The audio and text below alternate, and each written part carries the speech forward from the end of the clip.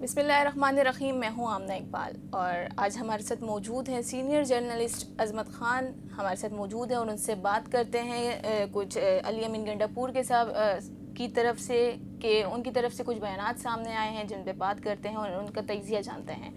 जी sir, आपका बहुत बहुत शुक्रिया, आपने हमें अपना वक्त दिया। और बताइए इस बारे में कि अली अमीन गंडापुर ने कुछ बयानात दिए हैं और उस पर जो है वो अता तारड़ साहब का कुछ उनका मौक़िफ़ आया है, इस पर आप क्या कहते हैं? बहुत शुक्रिया आमना। असल में ये सीएम खैबर पख्तूनख्वा हैं और पाकिस्तान तहरीक इंसाफ के ज़िम्मेदार हैं, लीडर हैं उनके। लेकिन मुझे कभी कभी यूँ लगता है कि ये अगर कौंसलर का इलेक्शन भी लड़ें तो ये अखलाकियात की बुनियाद पर इनको डिसक्वालीफाई किया जाना चाहिए कि इनकी ज़ुबान जो है वो बिल्कुल इस तरह की ये रफ़ लैंग्वेज यूज़ करते हैं कि बंदे का दिल करता है कि उस महफ़िल से उठ के चला जाए जिसमें ये बात कर रहे होते हैं। इतनी गंदी फोशगोई से ये बात करते हैं। स्टेज की दुनिया पे आके जब ये बात कर रहे होते हैं तो यूँ फ़ील होता है कि जैसे गली मोहल्ले या थड़े पे बैठे हुए कोई शख्स गुफ्तगू कर रहा है। किसी तौर भी नहीं लगता कि अली अमीन गंडापुर जो हैं वो एक सुलझे हुए सियासतदान हैं। सुलझे हुए कभी लफ्ज़ काट देते हैं, लेकिन किसी तौर पे मुझे कभी कभी यूँ भी नहीं लगता कि ये सियासतदान है। सियासतदान बड़े सुलझी हुई गुफ्तगू करते हैं, बड़ी नपी तुले अंदाज़ में दलील के साथ बात करने वाले लोग होते हैं। ये किस तरह से गुफ्तगू करते हैं मुझे तो कम से कम ये आज तक हज़म नहीं हुआ है। बल्कि अभी गुज़िश्ता दिनों कराची यूनिवर्सिटी में इजलास हुआ तो एक साहब ने सख्त अंदाज़ में गुफ्तगू की, उसी अंदाज़ में गुफ्तगू करने की कोशिश तो उन्होंने खैर नहीं की थी। लेकिन यह है कि वहाँ पे ये नारे कसे गए, ये बात की गई कि आप अली अमीन गंडापुर के तर्ज पे बात ना करें। तो ये कोई अच्छी शोहरत नहीं है उनकी मार्केट में भी और पढ़े लिखे लोगों में भी। लेकिन पाकिस्तान तहरीक इंसाफ न जाने क्यों उनको अब तक बर्दाश्त कर रही है, ये मेरी समझ से बालातर है। और सर अता तारड़ का इस पर एक मौक़िफ़ है, वो कह रहे हैं कि अली अमीन गंडापुर गोली चलाने और लाशें गिराने का बयान और अपनी नाकामी एतराफ़ कर रहे हैं। इस पर अता तारड़ का ये कहना था कि उन्होंने गोली चलाने और लाशें गिराने का कहा गया है, जो कि बहुत ही गंदा उन्होंने मौक़िफ़ दिया है अपना। तो इस पर आप क्या कहते हैं? देखो, अता तारड़ साहब का ये जो मौक़िफ़ आया है वो न्यूयॉर्क में बैठे हुए हैं, ज़ाहिर है अपनी पार्टी को रिप्रेजेंट करते हैं और बयानात देते हैं और रद्द अमल का इज़हार करते हैं। उनका मौक़िफ़ पूरी पाकिस्तान मुस्लिम लीग का मौक़िफ़ होता है।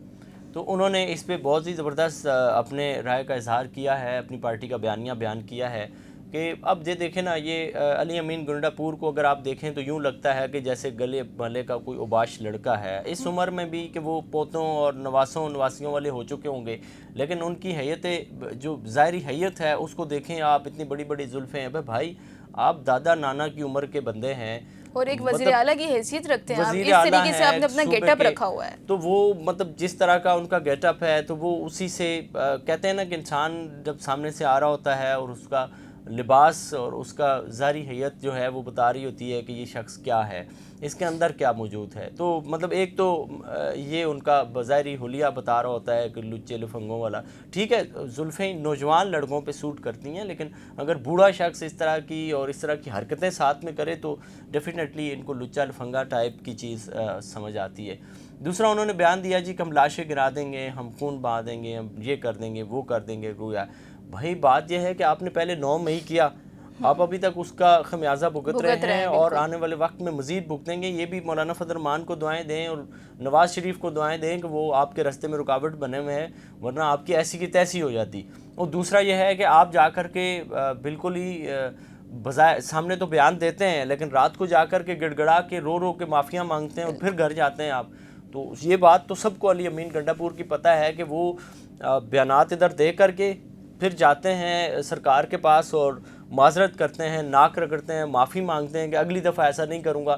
फिर आते हैं और इस्टेब्लिशमेंट के ख़िलाफ़ तो बात नहीं करते, लेकिन फिर सियासी शोला बयानियाँ करते हैं, सियासी गोला बारूद बरसाते हैं। तो मेरे ख़्याल में उनकी इतनी हिम्मत नहीं है कि वो किसी मुर्गी का खून भी बहाएँ।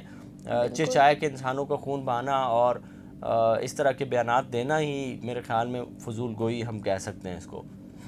सर इसने अली अमीन गंडापुर साहब ने कहा था कि हम इनकलाब लेकर आ रहे हैं, तो इस पर अता तारड़ का मौक़िफ़ है। उन्होंने कहा है कि इनकलाब अगर लेकर आना ही है तो तालीम पर लेकर आएँ, सेहत पर लेकर आएँ और इन सब चीज़ों पर लेकर आएँ। तो अगर इनकी जगह पर अगर नून लीग होती तो क्या वो भी इस तरीके की इनकलाब लेकर आती, तालीम पर, सेहत पर और इन सब चीज़ों पर? देखें, दो चीज़ें हैं इस सवाल में। ایک تو یہ ہے کہ جو اس نے اتنی لچر لفنگا اور فضول گوئی کرتے ہوئے اس شخص نے یہ والے سارے بیانات دیے اور آخر میں آ کے کہا انقلاب لاؤں گا، تو اس کا یہ مطلب کبھی بھی نہیں تھا سی ایم کے پی کا کہ ہم انقلاب لائیں گے، ہم بچوں کو پڑھائیں گے، ہم ہنر لے کر کے آئیں گے، ہم تعلیم کے شعبے میں بے بہا ترقی لائیں گے، صحت کے شعبے میں بے بہا ترقی لائیں گے۔ یہ ان کا موضوع نہیں تھا، ان کا یہ تھا کہ ہم انقلاب لائیں گے، لڑو مرو ہٹو بچو والی کہانی ہوگی۔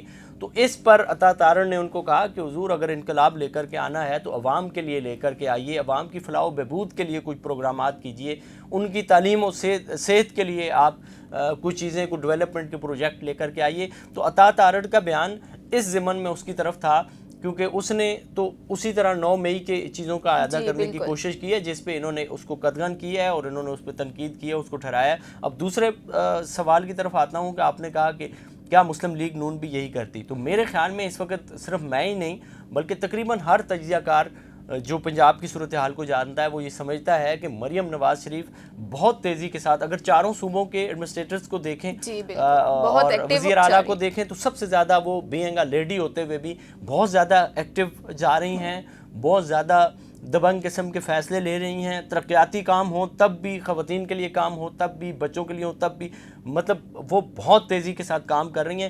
تو اس میں کوئی شک نہیں ہے کہ انقلاب تو خیر ایک دوسری چیز ہوتی ہے، لیکن مسلم لیگ نون اور جو مریم نواز شریف صاحبہ ہیں یہ کم از کم دیگر چاروں صوبوں کے وزراء اعلیٰ کی نسبت اچھا کام کر رہی ہیں۔ سر عطا تارڑ نے کہا ہے کہ مہنگائی جو ہے وہ 6 سے 7% تک آ چکی ہے، اتنی کمی آئی ہے، تو کیا آپ کو لگتا ہے کہ مہنگائی میں اس قدر کمی آ گئی ہے؟ دیکھیں ضروری نہیں ہے کہ ہم عطا تارڑ کی ہر بات کو ہی تسلیم کر لیں، اس میں عطا تارڑ نے بالکل غلط بیانی سے کام لیا ہے۔ کہاں 32% سے ان کے دور حکومت میں کوئی شہد کی نہریں، دودھ کی نہریں نہیں بہی ہیں، اور پیٹرول کی قیمتوں کے بارے میں ایک پروپیگنڈا کیا جاتا ہے کہ اوپر جا رہی ہیں پھر 2 دن بعد نیچے آ جاتی ہیں، لیکن اس کی مد میں جو لوگوں نے کرائے بڑھائے ہیں وہ نیچے نہیں آتے، جو لوگوں نے روٹی آٹے دال چینی کی قیمتوں میں بھاؤ بڑھائے ہیں وہ واپس نہیں آتے، یعنی کہ ایک عام آدمی کو کوئی ریلیف نہیں ملا ہے، کوئی ایسی چیز عام آدمی کی زندگی میں ایڈ آن نہیں ہوئی ہے کہ ہم یہ سمجھیں کہ عطا تارڑ نے یہ بڑا اچھا بیان دیا ہے، مہنگائی 7% پہ آ گئی ہے۔ اگر چلے مان بھی لیا، ایک لمحہ موجود میں ہم نے یہ مان لیا کہ مہنگائی 6 سے 7% آ گئی ہے، تو کیا یہ غریب کے لیے خوشی کی خبر ہے؟ نہیں، ایسا بالکل نہیں ہے، غریب کے لیے کوئی خوشی کی خبر نہیں ہے، کوئی ریلیف ابھی تک عام آدمی کو کوئی ریلیف نہیں دیا ہے، بلکہ آپ نے شوگر ملوں کو ضرور بلینز آف روپیز دیے ہیں سبسڈی، یہ ضرور آپ نے کیا ہے کہ آپ نے جو اپنے ہی خاندان کو، یعنی کہ مسلم لیگ نون کے اور پاکستان پیپل پارٹی کے ہی شوگر ملے ہیں، جو ہے وہ نواز رہے ہیں، ان کو آپ نے ضرور ریلیف دیا ہے۔ عوام کو تو ابھی تک کوئی ریلیف ایسا سچ سامنے نہیں آیا ہے، اس میں ظاہر ہے ان کی بات سے بالکل اتفاق نہیں ہے۔ بہت شکریہ عظمت خان صاحب، آپ نے اپنا وقت دیا، اور آپ بتائیے گا اس ولاگ کے بارے میں اور اپنی کمنٹ سیکشن میں اپنی پارٹی کے بارے میں بتائیے گا، آپ کس پارٹی سے جو ہے وہ ریلیٹ کرتے ہیں اور کس سے آپ ان کے بارے میں اپنا پوائنٹ آف ویو بتائیے گا۔ مجھے دیجیے اجازت، اللہ حافظ۔